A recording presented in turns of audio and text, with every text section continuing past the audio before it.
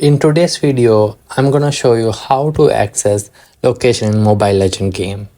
If you find this video helpful, please make sure to subscribe to my channel for more helpful videos like this. Let's go into video. Open your Mobile Legend game and you can see a profile icon left side top corner. Tap on that. And under the profile icon, you can see my location is already accessible. So let's see how do I did that. First, swipe down the game and go to your settings. So in settings, just scroll down until you find the Mobile Legend and the location.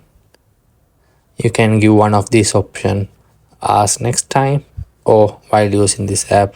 I always prefer while using this app, so I'll keep it as it is and go back, and you can see your location is updated here.